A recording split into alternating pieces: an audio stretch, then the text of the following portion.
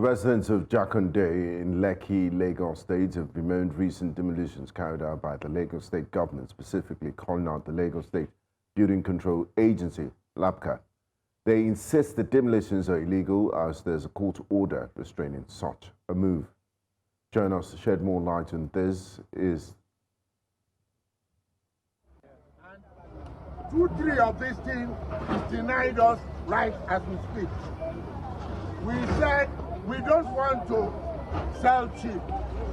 Let us negotiate. I'm a professional builder. I know what the cost of material is. I know the value of the location we are here. I was born on the island in Lagos, and by the third mainland demolition, I came here. And today I am over 60 years old. The same thing that happened is repeating itself. We say no. And we call Lagos State to court. I tell you today, LASBCA is a militant section of Lagos State. They are terrorists. All they do is to kill and maim. Welcome. Thank you, sir. Thank you, sir. Okay, welcome. Thank you very much. I am a resident of this. Join us this morning to shed more light on the demolitions as a former Eti-Osa local government chairmanship candidate and a member of the African Democratic Congress, ADC, Ayodele Adio. A warm welcome to you, Mr. Adio, and thanks for joining us on Breakfast Central this morning. Thank you for having me. It's good to be here. And I did see you at the location of the demolitions. Could you kindly bring us up to speed with what happened yesterday, how you got there, your interactions with the people, and what generally transpired? Well, it was quite a very touching interaction that I had, with members of that community in Eti-Osa housing estate at Jakande. Now, just to summarize, is that, very aggressive demolitions were ongoing and continues to go on as we speak. This very moment, people have their properties completely leveled to the ground with such wanton impunity, without a lack of empathy to what the people feel at the pain that they are currently going through. I must add that, the man you saw in the video who was addressing the press at the time was beaten to pulp yesterday. He was bleeding from head to toe by thugs who were sympathetic to the demolitions that were going on and who didn't want any kind of press presence to cover, the impunity that was ongoing yesterday. People were beaten. I particularly with, Mr. Rhodes Vivo were tear gassed by, the policemen who were working alongside, LASBCA, who were conducting the demolitions, at the time. But it's important to also stress the fact that this demolition is also happening against a clear injunction by the Federal High Court in Lagos State, clearly restraining the government from going on with this demolition. The first injunction was issued sometime in May last year. It was extended to sometime in November 12th, 2025. And that same injunction was also extended up until February 2026, pending when parties appear in court. Now, you wonder why this level of brazenness and utter disregard for judicial decisions, especially by government that expects, the Nigerian people or Lagosians to abide by the rule of law, will flagrantly disregard such an order and go ahead to carry out demolitions where it is clearly stated by High Court that, such demolitions should be withheld until parties appear in court in February. So you ask yourself what the hurry is in the first instance, why February is so far for them to wait to appear in court and hear what the decisions or the outcome will be before they carry out these demolitions. But aside even waiting for a final decision on the restraining order as extended up until February, the question you also have to ask yourself is why a government that is set up and backed up by the rule of law will decide to flagrantly violate a judicial decision that clearly restrains them from carrying out those demolitions. And I must also quickly add, to summarize, that some of the residents there have, or the government rather, has decided to pay out compensations to people who have valid titles, in the housing estate. And it is laughable that the compensation that is being paid out to these individuals is 11.2 million naira. Now, Benga, 11.2 million naira cannot rent you a 2-bedroom flat in that axis in Lagos today. In fact, I dare say that 11.2 million naira cannot cover 3 years of rent anywhere in Lagos metropolis as we speak today. But that is what the government has decided to compensate people who have valid titles and they can go and die for all they care. I mean, it is outrageous, it is preposterous, and it is grossly unfair to people who have worked hard all their lives and have valid titles to their name, and to be treated with such disregard and such impunity as though they were goats and not human beings. All right, so let's also talk about these people. I know that there must be stories there. I saw a man there talking about being 60 and having the same thing repeated again and again. What are some of the most heartbreaking stories you've heard from there? Well, you see, it's really saddening when you think about it, the amount of people who have lost their lives in this struggle. You'll recall, and I don't want to go back all the way back to the 1960s, perhaps let's start with the 1990s when the Morocco demolitions happened and, 300,000 people were displaced. Of course, that was under the military regime, but 300,000 people, many of whom had titles, were also displaced at the time and were forced out of their homes, their historical lands, for them to go somewhere else. With the argument that was made at the time was because it was for overriding public interest. And I'm going to come back to that. But the individuals, about 4,800, whose titles were verified by the government of the day, were relocated to places like Ikota, and some of them settled at the Eti-Osa housing estate that was recently demolished. When they went into that estate more than 30 years ago, the place was not inhabitable for human beings. They were living with reptiles, snakes, all sorts of wild animals, because if you recall, at the time, Jakande was like the ends of Lagos, outside Victoria Island, and there was nothing outside, Jakande at the time. But these people moved there with the injustice that was meted to them at Morocco and took that as some sort of solace to rebuild their lives. And today, people come back again to say, because development has gotten to that point, and now you want to push them further out of the city, out to Ekpe. Now, even if you have to do that, Benga, if you have to even move people out of that, for the sake of, development has gone there, we're going to make money from landed properties there, why don't you pay them a compensation that is commensurate to the value of the property that you are going to be selling these lands and these titles for? 11.2 million naira is so inhumane. And ask me, what are they going to do with that sum of money? What life are they going to start with that? Where are they going to rent property? And this seems to be the policy of the current administration. You see this happen in Oworoshoki.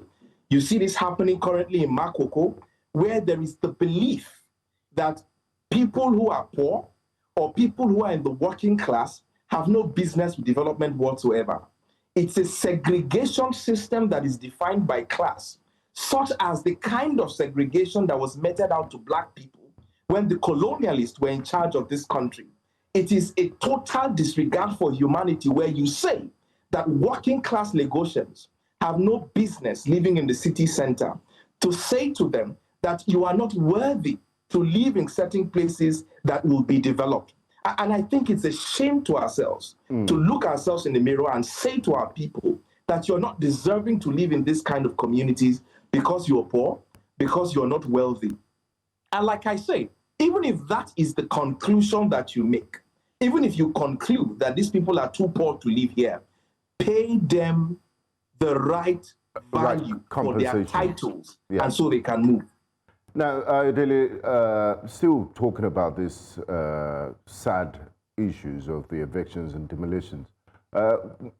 One thing we know is that some people have started receiving some level of compensation, even though it's grossly inadequate for the present economic realities we're facing.